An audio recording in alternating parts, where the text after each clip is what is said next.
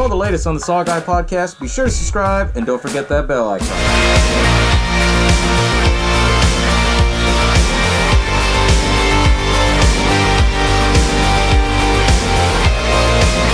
Welcome to the SaWGuY podcast. As always, y'all know I am the SaWGuY, and you're joining me for another Grindhouse feature on episode 49, Bordello of Blood. So as I always say, now it's frights, camera, action.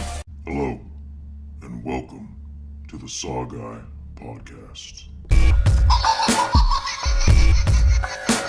I ain't no fucking clown. That is better. Now clear your minds. He knows what scares you. I'm just gonna bash your brains. What the hell? The boogeyman is real, and you found him. What do you want? I want to hear you scream. Hell. Everybody loves popcorn. As most of y'all know that I titled this episode The Gruesome Twosome. I call it that because Bordello of Blood is tied in with Tales from the Crypt, right? And, you know, what's interesting to note is that Bordello of Blood is another film that had no ties to Tales from the Crypt. Isn't that interesting? I'm like, what the fuck? Are you serious? So it's basically similar to how Demon Knight was. You know, the script was actually written by the writers of Back to the Future, which is just like, holy shit, really? You know, the writers were Bob Gale and Robert Zemeckis. And what's crazy is that in the 70s is when they wrote this. They went to USC, the film school over there, and then as soon as they graduated and got done, they wrote the script for this. And for the longest time, they had this in their back pocket. You know, they never presented it or anything. Well, the whole story of Bordello of Blood, how it came about, was because of the fact that, you know, Robert Zemeckis, he was going to go to DreamWorks. And, you know, Universal was like, no, we don't want you to go over there, so we'll greenlight your movie Bordello of Blood, right? So they greenlit it, and, you know, we got what we have today, right? But, you know, with Bordello of Blood, a lot of people love it, but people that worked on the film, they hate it. Because they always say, even if you watch, like, you know, behind-the-scenes interviews, or if you watch, you know, the documentaries on this film, everybody will tell you, like, man, this was just so much, you know, and just constant rewrites and doing this and doing that, you know. But for what it was, you know, at the time, a lot of people didn't like it. They, you know, they gave it bad reviews. Horror fans didn't like it because they said it was over the top cheesy. But, you know, I tell everybody, time heals all wounds. And that's basically what this film was, you know. When all the time was settled and everything, this became a cult favorite. Now you see this on the Sci-Fi Channel, the USA Channel. It's one of those films they have to play all the time for Halloween because it's so cheesy and over the top and amazing because you tied in Tales from the Crypt with it. But anyways, you know, I'll break down more of this, you know, and as I explain the whole movie and everything like that, for those of you that haven't seen Bordello of Blood. Basically, this movie, I love it. There's so many different things about it.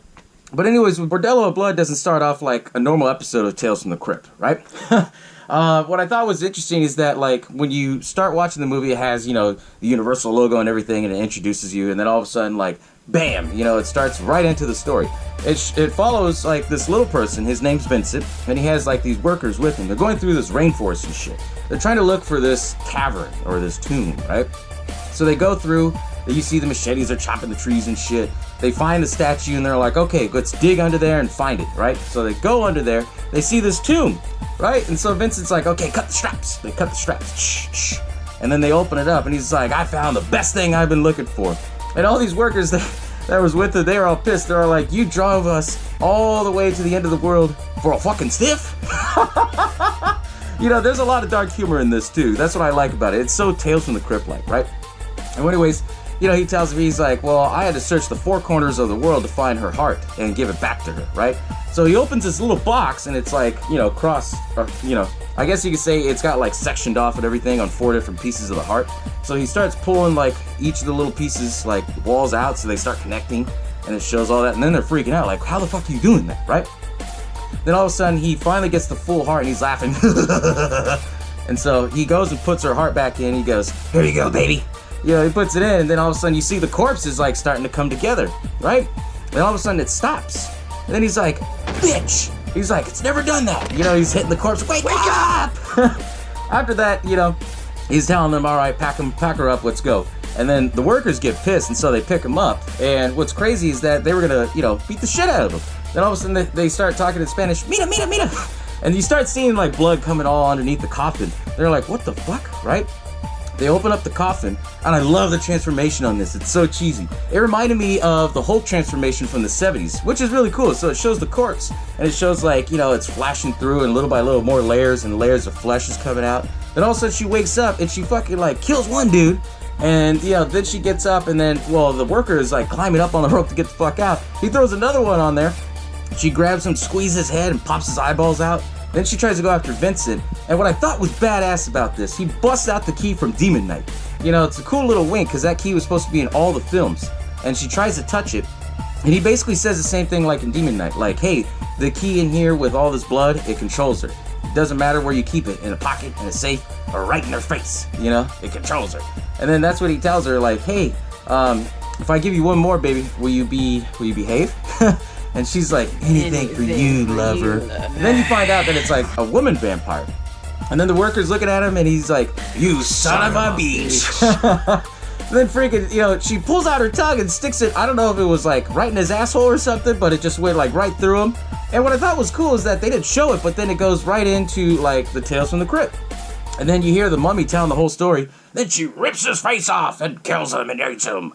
And what I thought was cool is that fucking William Sadler, he plays the mummy. And I love the fact that William Sadler plays the mummy in this because, he was there since the start of the actual TV series. He was one of the main stars in Demon Knight, and he carried on over into Bordello of Blood, which I was like, oh, fuck, this is cool, dude. Like, awesome little winks, right?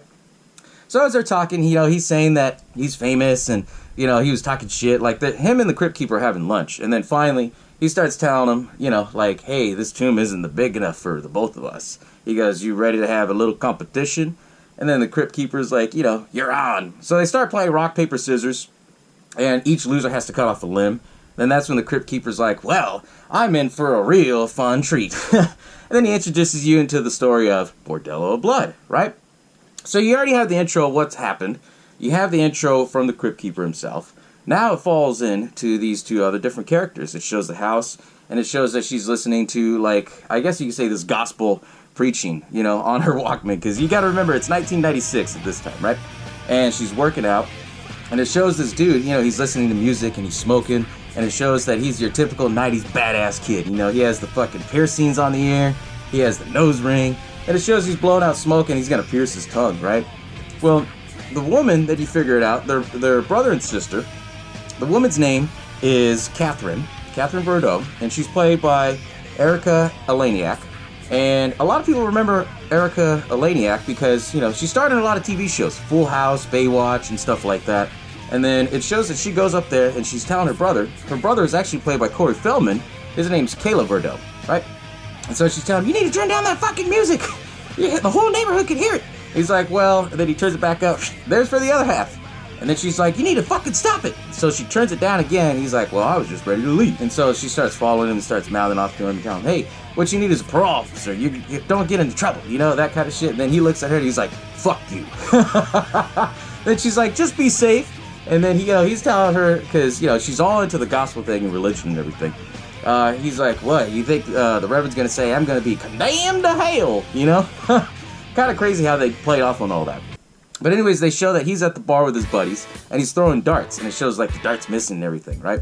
So he's there with his buddy Reggie, the one he's throwing darts at. He's there with Zeke, and they never mention the other guy's name. But anyways, they start fucking around, the typical dude thing, like, hey, $5 if you throw the dart on his nuts. And then Reggie's like, no, I got 6. Then Zeke is busted out, he's like, well, I'll give you $10 if you do. And then Reggie's like, no, I got 16. He's like, all right, boys, can you beat that? All right. And it shows that he gets the dart, and he's gonna throw it like right on him. And, then it shows that he goes and throws it right on his nuts, and he's like, oh, son of a bitch. He pulls it out, he goes, hey, sorry, man, I missed. And then they go and they have the beers, and he's like, well, look at it this way, man, they're paying for the beers. Typical dude stuff. We all have done it once or twice in our life, right? Then all of a sudden, they bring the beers, and then the waitress is like, hey, I wish you guys would stop playing that game and get late already. And then he's like, hey, that's a good thing that you're talking like that, Luis. Why don't you come over here and let me break off a piece? And I thought this was funny because she looked at him. She's like, you're a little young for me, honey. Come back when you got some hair on your nuts. I was like, oh, shit. There was a lot of dark humor in this, and I fucking loved it, right? So anyways, they start cheering with their beers and shit. Here's to getting laid sooner than later, right? Then they meet this weird motherfucker. This guy, his name's Jenkins. He comes up and he does the same thing. Here's to getting laid sooner than later. And then that's when he starts talking about, the place where to go to get laid. He tells them basically, I know a place not too far from here where you can get the best goddamn piece of ass you've ever had. And, his buddy Zeke is like, man, this guy's fucking tweaking out. He's like, fuck off, dude. Then he grabs Zeke and he pulls him right up close to his face and he says, I'm talking about getting fucked so good you might crawl in 3 days. Then he gives him the address, 325 Beaumont. Ask for the Cunningham Wake. And then he walks away. And, the typical dude that Zeke was, he's like, yeah, you better run, you bug-eyed motherfucker. I'll kick his ass. Then you see Caleb. And he's like, where you guys going? He's like, well, we're going to go get laid. Follow that place. They're all like, man, that guy's fucking nuts, dude. Don't do that. So it shows that it's Caleb and Reggie. They're driving in the car. They're going to this place at 325 Beaumont, which is basically, I guess you could say, like a mortuary house, kind of. That's where they do all, like, the mortician work and everything. They do the services and shit. And so when they pull up, they're all like, man, there's all these cars. Is somebody having a party? And Caleb, he was basically like, I don't know, man, but if one member of the Addams family opens the door, I'm fucking out. So they get to the door, they knock on it, right? They see the mortician there. His name is McCutcheon, right? And so, he's like, can I help you boys? And he's proper Englishman, right? And he's like, nope, bye. And he's like, you're here for the Cunningham Wake. Come on in. And what I thought was funny, this is a thing that I picked up on. Corey Feldman's character, Caleb, was a badass. He was smoking a cigarette. He walked in, he blows the smoke on him, right? His other pal, Reggie's supposed to be a badass like him, wearing earrings and shit. As he's going in, he's very polite, and then he's like, excuse me. I was like, okay, this is kind of cool, we all been there, right? Everybody has that one friend. And so that's where, he leads them up to this coffin. And he's like, come on, boys, chop, chop. And they try to leave. And then all of a sudden, that's when he pulls out a gun. And he's like, I don't think so. Get in the coffin. So he tells them to get in the coffin, and then he's fucking with them. Because they're two dudes, like, trying to get in. He's like, oh, you guys make such a nice couple. Just fucking with them or whatever. He closes the coffin, and he says, you'll love the girls. Pulls on the lever. And basically, they're in a coffin, and it looks like they're going to go and become, like, cremated. Like, that kind of thing. So they go down this conveyor. They're screaming, ah! They get down at the end, it stops. And then all of a sudden, this chick opens it up, and the first thing you see there is a pair of tits, and then it goes up to her face, and it says, hey, boys, we've been waiting for you. And I was like, whoa, what the fuck? This is a weird twist to this, right? So all of a sudden, they get out, and then all of a sudden, they see this one chick that comes up to Reggie first, and she's like, hey, you want to go on this ride over here? And then he's like, well, how do I get a ticket? She's like, you already got one. And fucking Caleb's like, well, he's got, a small ticket. It's a short ride. And fucking Reggie, he's looking at it, he's like, it's still a ticket, man. It's just the dark humor alone is just fucking funny in this. A lot of people will actually tell you that this is more comedy than it is horror. But honestly, I see the both elements of it. It's dark humor. It's not your typical run-of-the-mill comedy. And so anyways, as he's walking away, Caleb tells Reggie, he's like, hey, man, kill her. It's implied that they're both virgins, which is crazy, And then all of a sudden, he sees this other chick.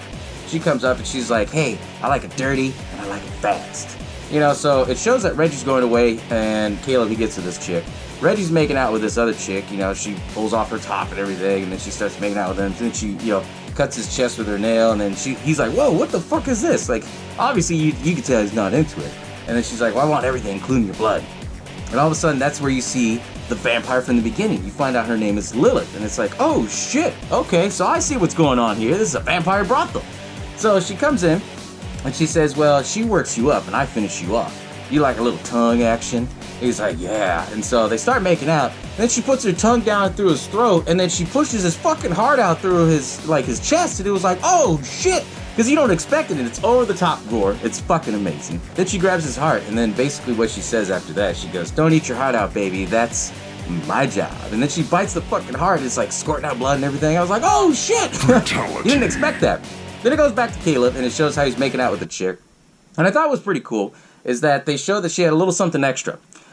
If you've seen the original Total Recall, y'all know what I'm talking about, dudes. And so anyways, they start making out and stuff like that. And then that's when he tries to talk to her. Lilith comes in, and she's like, well, my girls know not to talk with a mouthful. And he's like, whoa, 2 chicks. It's the stereotypical dude thing. I mean, it was the 90s, right? And all of a sudden, that's where she's like, so, you like a little foreplay? Or she said something along those lines.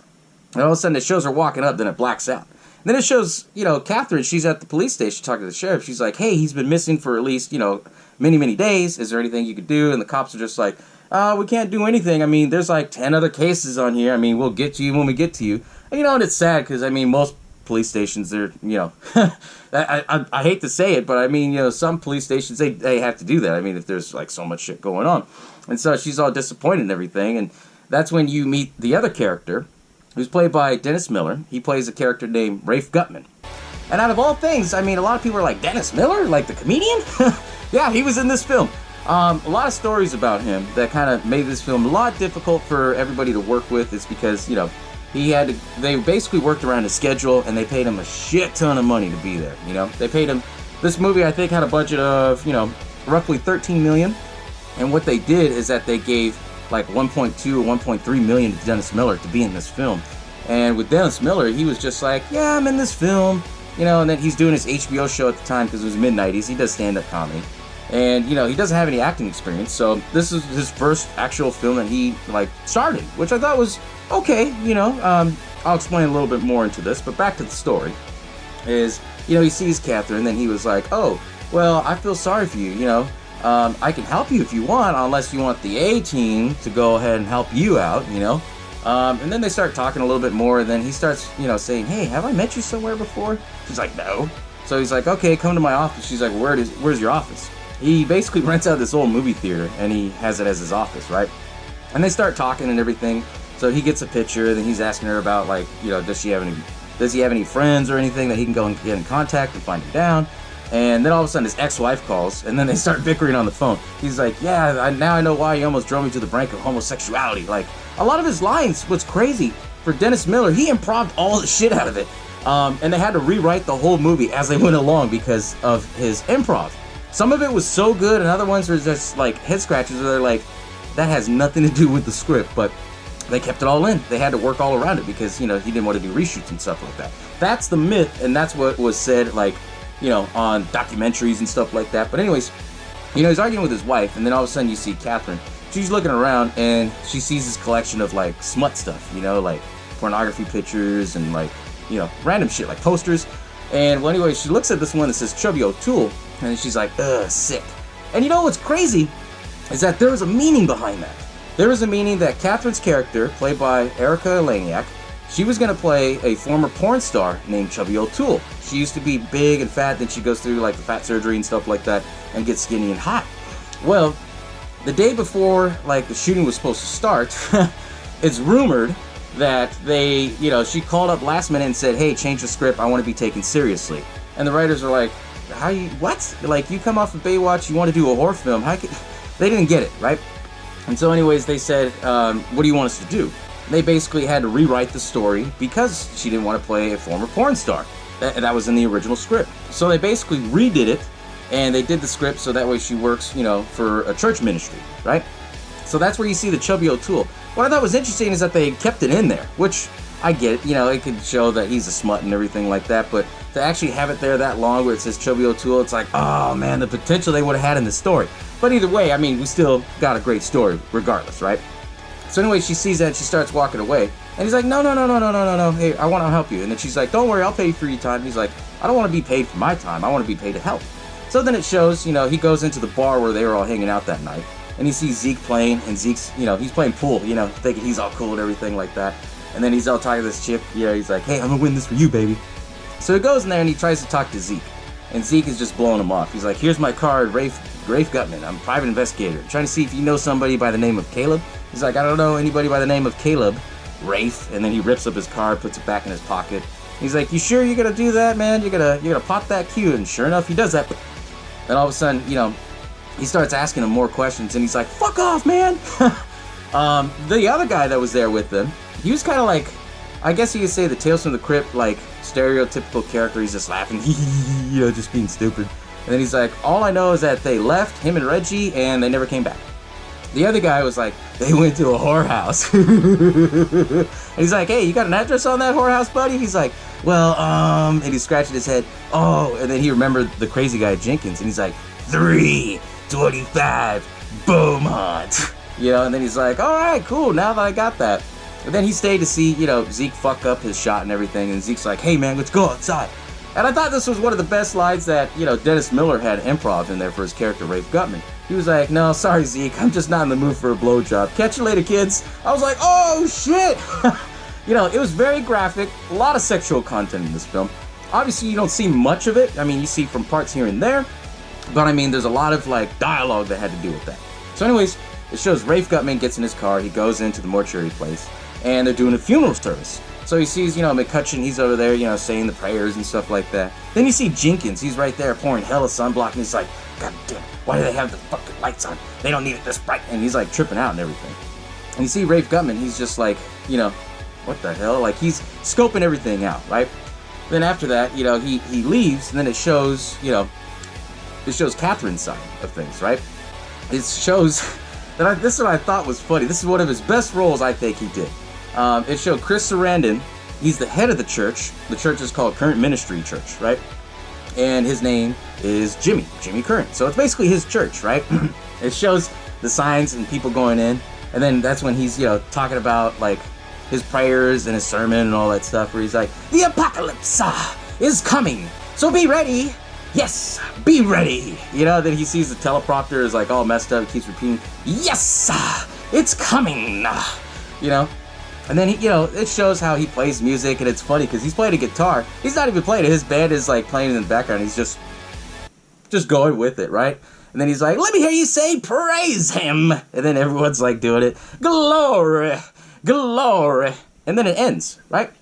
After that, you know, he goes and talks to Catherine. Then you find out that Catherine is basically his right-hand man, right? And so she's talking about plans and everything. The biggest twist in this, you see that little guy from the beginning, you see Vincent, he's like, hey, I got plans to talk about the constructions. And then, you know, JC, that's what they called him. They didn't call him by Jimmy. They didn't call him by, you know, Reverend Current. They said, you know, JC. I guess they called it short. But I thought was pretty funny is that they used JC, which is an abbreviation for Jimmy Carter and Jesus Christ. So I don't know if that was intentional or not, but I mean, that's what I got off of it. So I was like, oh shit, okay. So anyways, they're talking, and then all of a sudden, Rafe Gutman comes in. He's like, hey, Catherine, let me talk to you. You know, Jimmy, he tries to, you know, the Reverend, he tries, you know, to snoop in. He's like, have you found her brother yet? And he's like, well, I'm on her dive, not yours, Reverend. So he walks away, you know, being, I guess you could say, all godlike. That's what, you know, Rafe Gutman said. Well, he's just radiant with godlike, doesn't he?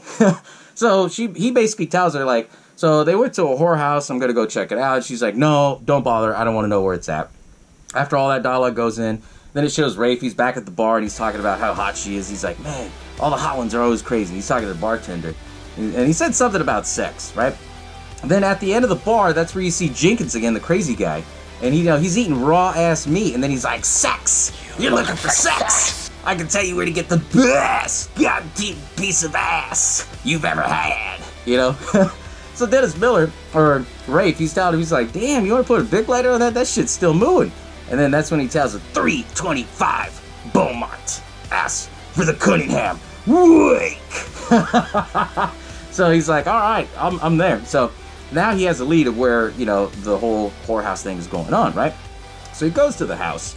And then, you know, he knocks on it, and then he's like, hey, I'm here for the Cunningham wake. And then, you know, McCutcheon, he was like, you know, trying to dissect somebody and do all the mortuary things, expel the gas.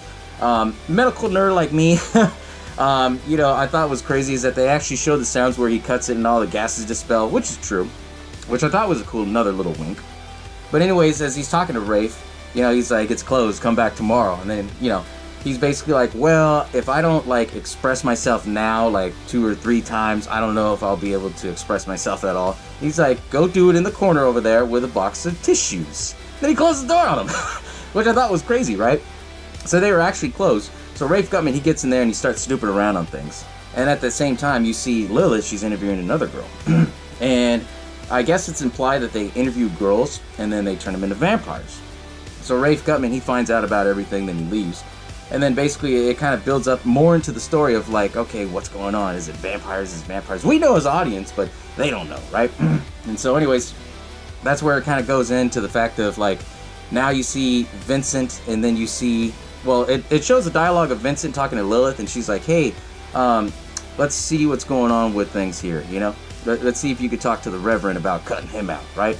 Now it's implied that the Reverend is in control over this. You know, he was the one who set out Vincent to go get Lilith back to kill people for the sins, right? He's doing the Lord's work, which to me, I really like that whole concept of it because it reminds me a lot like Silver Bullet. Silver Bullet had the Reverend as the werewolf who's killing people for their sins. It was crazy. I was like, oh shit, this is a really cool wink, right? So anyways, next day comes around, and then, you know, he eventually comes in, you know, and he goes there with the biker because the biker's all pissed off, right? And it shows that him and the biker are trying to get in. It's like the next day, and he's like, well, I only have room for one. So that's when he brings in Rafe, and then he sends Rafe in there on the coffin down the road, and then he pulls Jenkins to the side, and he's like, hey, wait a second. He's like, hey, wait right here, you know? So as Rafe goes down there, you know, he does the same thing Caleb does. Goes in there, he wakes up, and he sees that it's a whorehouse and everything like that. This chick named Tammy, she goes and picks him up, and they go to their room. And as that's going on, then all of a sudden, you know, like I guess you could say he improvised a lot of his lines. It didn't explain much other than the fact that, like, you know, he kind of set her up on this, like, S&M, like, contraption. And after he locked her up, he's like, sorry, Tammy, I gotta go. And she's like, you bastard! And as he's running, he dropped his wallet. And then he leaves, you know. Before he leaves is, you know, then you see the dialogue with Lilith come in. She starts talking to Jenkins, and Jenkins like, hey, I don't want to be a vampire anymore. She's like, well, you haven't transformed all the way. He's like, but it hurts. So she's like, oh, and then it looks like she's gonna give him a kiss, and she grabs his head and fucking rips it off. I was like, oh shit! Like, you don't expect that, right? So all of a sudden, you know, Rafe Gutman, when he leaves, he goes back, and, you know, he's back at his place at the movie theater. And then all of a sudden, that's where Lilith is like, hey, you shouldn't leave a girl hanging. He has his gun ready to go, half cocked. And I guess you could say she kind of compels him. She's like, well, I could be anything that you want. And she's being nice to him because, you know, the little bit of blood that Tammy got on her, she was like, oh my god, his blood type is rare. I haven't had that since, you know, Ivan the Terrible. And, you know, so that's why she wants to keep him alive, right? She wants to try and drain his blood whenever she can. And so as she's talking to him and everything like that, Catherine comes in and she's like, oh shit, you're busy. And she's like, I'm going to the fucking cops. Then it shows that they're at the cop station, you know, at the sheriff. And they start telling everything. The cop is just sitting there eating his cans of beans and shit. And then he's like, well, your license was revoked. He's like, dude, there's people fucking dying, man. Go check it out. So they go and check it out. And they have everything all closed up at this point. And they made it look like Rafe Gutman was crazy, right? So they, I guess you could say it was kind of gaslighting. So then he's all telling McCutcheon, he's like, this is a bunch of bullshit. You know, this is all bullshit. And McCutcheon's like, well, I don't know what the hell you're talking about. You were outside making out with two chicks. And he's like, you're a goddamn liar. And Catherine steps on him. And basically it's like, you know, they build up this whole dialogue that now Rafe Gutman looks crazy. And then all of a sudden, that's where it goes into Jimmy and Vincent. They're starting talking more about where he's like, hey, can I make some money off of this? I mean, we sell the cars and da-da-da. He's like, brother Vincent, you doing this for the Lord, right? And then Catherine comes in and says she wants to make a documentary about porn and why people are addicted to it and stuff like that, right? So then, I guess, you know, Vincent, he takes the key, and then all of a sudden, you know, now they're all flipping out like, oh, fuck. So Jimmy, the Reverend, I guess you could say JC, you know, he's all freaking out about it like, fuck, he has the key? So he goes and finds out that they're at some local strip bar. They go to the strip bar, and while they're there, you know, that's where, you know, he's telling Vincent, give me the key. You can't send this she-devil back. You know, he's like, I didn't bring you back over here to do your own thing and your own feeding. You're supposed to be doing the Lord's work. And then all of a sudden, that's when Catherine comes in. They're like, oh, shit. So they run out. And then all of a sudden, Catherine sees that chick. She's like, man, you get around a lot. You know, she's telling Lilith. And Lilith is like, yeah. You know, then they shut down the camera and everything like that. And then they show Jimmy, he's chasing Vincent outside. Then all of a sudden, it shows Lilith. She grabs him. And then he's like, you know, give me the key. And Vincent, what he does, he throws the key to the wall and breaks it. And then now she's completely free to do whatever she wants. And, you know, he was like, you know, are you going to kill the Reverend? She's like, fuck no. I'm going to let him live to see what I do, right? So now it builds up to this whole story of everything. And then that's when, you know, Rafe Gutman, he basically finally gets Catherine on his side. Where she's like, okay, I know what's going on. Something's odd because when I filmed Lilith, like, there's no reflection, right? And then you can see JC in the background. And then all of a sudden, Caleb calls her and says, hey, meet me at this abandoned warehouse. And they're all like, what? What the fuck? So they go to meet Caleb, and then Caleb, he's like full-on transformed into like a vampire. And then Rafe Gutman shoots him, you know, does all that shit. And all of a sudden, he's like, that's not your brother. And then all of a sudden, he wakes up, and he's like, I'll always be your brother, sis. He's like, Catherine, run from your brother. And they start trying to run. And then all of a sudden, Caleb's chasing them, taking his time.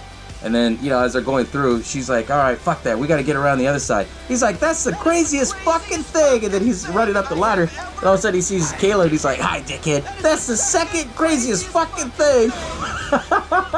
It's dark humor, right? So she swings across. And then all of a sudden he grabs a chain. He swings across and he goes through on the window and then lands on the sheriff. It shows that McCutcheon and Caleb, they kidnapped, Catherine. And then all of a sudden, Rafe, he wakes up in a hospital, belly down, and he's tied down. He's telling the sheriff, what the fuck? You gotta get me out. The nurse comes in, and you find out it's Nurse Tamra, the one that he left up, hanging. And all of a sudden, she kills the sheriff and everything. He finally breaks out of his shackles and shit. And all of a sudden, she tries to get after him, and then he pushes her by the sunlight. I guess you could say her nurse outfit kind of ripped. The sunlight hit her skin, and then she blew up.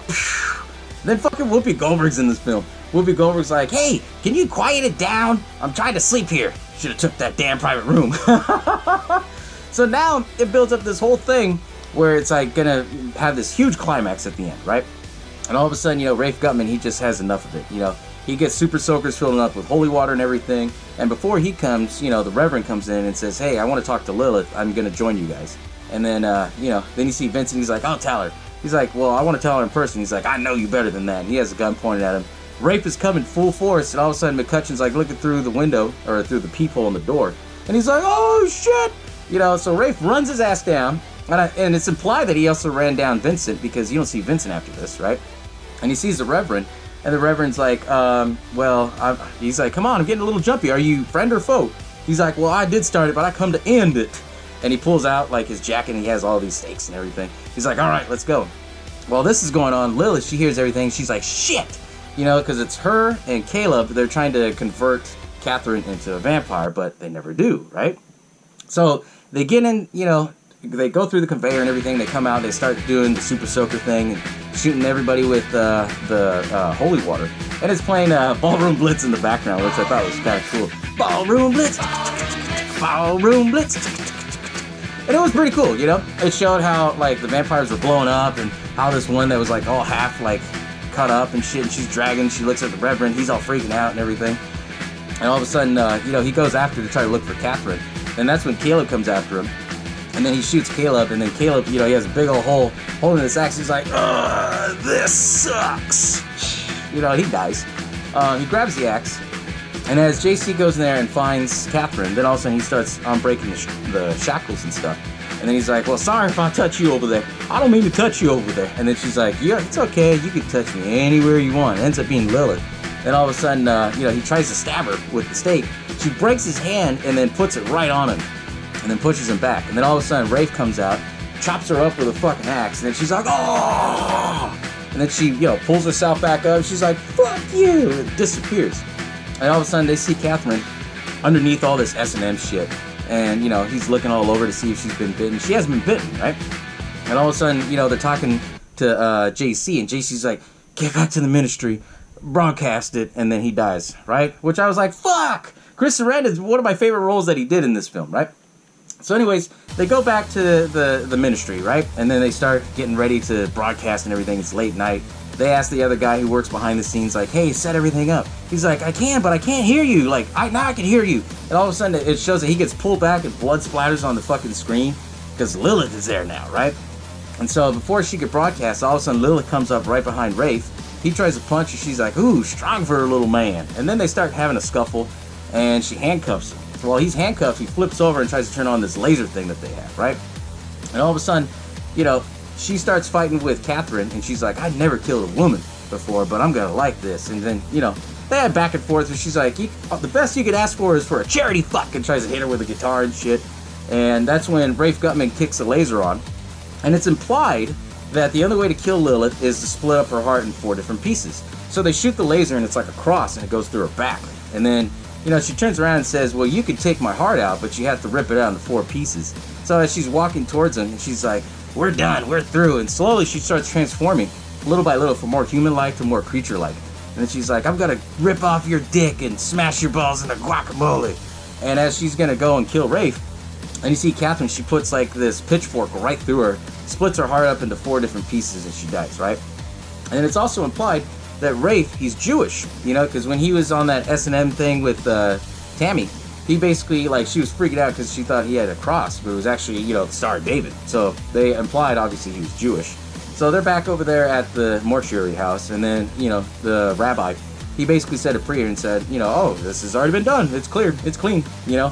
So as they walk out, it's Catherine and him. Catherine's kind of already warmed up to him. He opens the door. They're sitting in the car. She gives him the pieces of the heart. He's like, I know somebody at NASA that's going to throw this thing into fucking space. You know, and then they start talking, and then they start kind of making out. And he's like, hey, wait a minute. What's that perfume wearing? She's like, it's not perfume, it's sunblock. And then it shows that he lifts up her skirt. She was fucking bitten, so she was a vampire. And then it shows her teeth pop out, she bites his head, and that's the end of the movie. And I was like, oh, fuck. You know, like, you don't expect that. You really don't, you know? And all of a sudden, it shows the Crypt Keeper, and he's talking about, well, kids and boils and ghouls, you know, the Crypt Keeper has survived. And then it shows, you know, the mummy, he's all, like, dismembered and shit, and you see his head, like, in a basket. He's like, come on.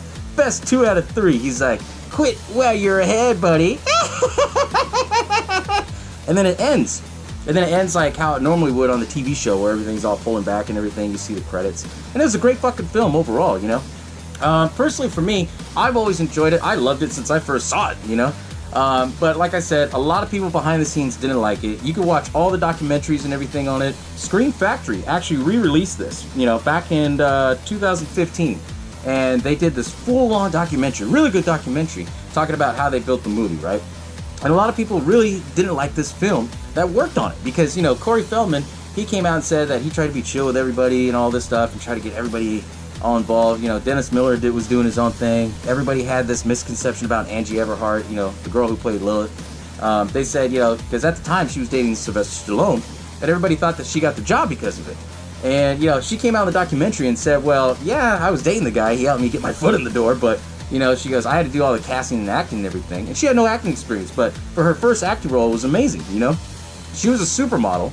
And what I thought was cool about her is that she was the first redhead supermodel to become, like, really famous, you know. And, like, the fact that she was in that movie was just like, oh, shit. Because in the 90s, they had this trend where, you know, when Cindy Crawford started in a movie, they said, okay, the next big thing is supermodels in the movies, right? And that's how it started with Angie Everhart. But for what she did, she was amazing in that. You know, I give her all the credit in the world. And, you know, everybody, they all said that, they're like, yeah, you got to be nice to her because, you know, she's mean, she's this, she's that, and that's Stallone's girl. And, you know, Corey Feldman, he came out and said she was a sweetheart. You know, they all got to hang out and everything. Erica Eleniak, you know, they said that she was doing a lot of stuff, so she didn't interact with the cast as much and things like that. And, you know, the crew members, they filmed this movie actually in Vancouver because the director, he didn't like the whole union thing and how he got screwed over by the union in LA. So as a middle finger to them, he said, okay, we're going to shoot in Vancouver. And they were supposed to work Monday through Friday, but that didn't work out because of Dennis Miller's schedule. So they would work all week and only have like Monday and Tuesday off. Like, everyone's like, who the fuck wants Monday and Tuesday off? I would like to have Monday and Tuesday off, but I don't mind. But I mean, you know, in the industry, it's a different ballgame, you know? And what I also thought was interesting on this is that before they decided to do Bordello of Blood, this fact blew my mind. Like, wow. Before they were going to put Tales from the Crypt on Bordello of Blood, Tales from the Crypt, the next movie, was going to be dead easy, but then, you know, they kind of said, okay, well, that'll be the third one, right? So when they decided on the second one before Bordello of Blood, they said they were going to either do The Frighteners from Peter Jackson, or they were going to do From Dusk Till Dawn. And it was like, whoa, what the hell? Like, I can see both of those films being a Tales from the Crypt film. Like, imagine how different that shit would be. Like, whoa, From Dusk Till Dawn. Like, have that be a Tales from the Crypt film. That would have been just amazing. Even The Frighteners, if you've never seen any of those two films, they're both good films. You know, I enjoy the hell out of them. You should check them out if you ever get a chance to. You know, those ones are really good too. But I thought it was pretty cool how they did that. And like I said, this film was not given that much of a budget. They gave $13 million, and a good chunk of it, I guess you could say like almost 10% of it, all went to Dennis Miller. And a lot of people were pissed off because they're like, hey, you know, like, you got paid a lot of good money to be in this film. We all got paid like next to scratch because we love doing this, you know. We love doing horror films. And that's what I thought was pretty cool, is that Corey Feldman, he made that point across, that like, hey, it was such a low budget film, but they loved doing it and they wanted to do it, you know. For what it was, I know a lot of people at the time when it came out, they bashed it, they didn't like it. All the critics said the same thing about like Demon Knight, where they're like, well, if you're a horny teenage boy, you would like this, you know. But the film never got the credit that it deserved until recently, around like 2013, 14, when there was this, you know, whole resurgence of Tales from the Crypt coming out, right? And I thought it was pretty interesting on it. I really did, you know. And then the fact that they had to keep changing the script for everybody, you know. Dennis Miller, he improvised a lot of his lines, you know. Erica Laniak, she didn't want to play the Chubby O'Toole character, and then, you know, she said that they tried to add in extra scenes where it got like more sexual content between her and Angie. Ooh, it's one of those things that everybody would say that it's like production hell, you know, because as they're going along, they had to change it as they went along. So they rewrote the whole movie on the fly. But like I said, what we got was still amazing. You know, I would still watch this film all day. It's a fun, campy movie. It's classic B-rate. Who doesn't love B-rate, right? And it is, especially, you know, in the 90s. I mean, it was just fucking amazing for what it was, you know? But I thought was interesting, too, is that the original people that they had in mind to play in there, they wanted to have Daniel Baldwin and they wanted to have Robin Givens play the main character. So Daniel Baldwin, he would play Rafe Gutman. Then you would have Robin Givens, and they would have Robin Givens play Lilith, which would have been cool, but they said they didn't want to go with Robin Givens because at the time she was supposedly difficult to work with, and at the time she was dating Mike Tyson, so everybody was all worried about Mike Tyson. I don't know why, but you know, for overall, I mean, this film was really cool, and you know, like I said, I suggest that you guys look up the documentary, whether it's on YouTube, whether it's on the actual, you know, Screen Factory release, if you can find it, because I know that's kind of a rare gem to find. I know I tried to look for it up and try to find that thing, you know, for this episode. It was crazy. But anyways, if you watch the documentary, it's amazing. Like, they go in all detail about how everything was from the first day to the end of the shooting. The makeup effects was great. The only thing is, a lot of people, they kind of bashed on it because they said, oh, the makeup's could have been better, they didn't have a better character, and this and this and that. But I mean, they had a fresh new crew that basically did this, and for what they did, it was fucking amazing. They didn't even need a lot. You know, and then the thing I love about this film, it reminds me of like the Greek mythologies, you know? You have the women are like sirens, and it showed like a lot of women empowerment. Like, they were the boss, they were the crazy ones. No, well, not the crazy ones, but I would say they were the ones in control. They were like, you know, like I said, it's basically like Greek mythology. They were the sirens that brought the people in and took over it. So, I mean, there's a lot of little weird, like, connections you can see in this. Like, you know, the Reverend's character, Chris Sarandon's character, they called him JC. I always thought, okay, JC, because it's like a play on the whole, like, Jesus Christ or Jimmy Carter kind of thing, you know? That's why I was like, that's kind of weird how they did that. You know, I don't know if all that's implied. I mean, that's purely my opinion. But I mean, honestly, like, it's not hard to notice that. Like, I picked up on it, like, whoa, this is pretty cool. But, I mean, for what this film was, if you've never seen Bordello of Blood, check it out. You will not be disappointed. Trust me. Classic B-rate, modern, I guess you could say it's a modern B-rate. Because I know this basically, like, you know, there's a lot of good and a lot of bad with this film. It really is, you know? Because if you look at it, like, this film, because a lot of people didn't like it, it basically killed anything else with Tales from the Crypt. After this movie came out in 1996, Tales from the Crypt slowly ended, like the TV show. Then they did another movie that a lot of people really don't count because the Crypt Keeper wasn't really involved in that one. That was called The Spiritual. But these two are the main ones that define Tales from the Crypt, the series. And because this movie came out, it basically, you know, little by little, it kind of deteriorated the TV show. But like I said, it's coming back in a big way. 90s are the thing now, and this is a great film. If you guys haven't seen it, like I said, go out there, watch it. Like, you will not be disappointed, like, hands down. But anyways, guys, thank y'all for tuning in, and as always, I'll catch y'all next time. Bow down to the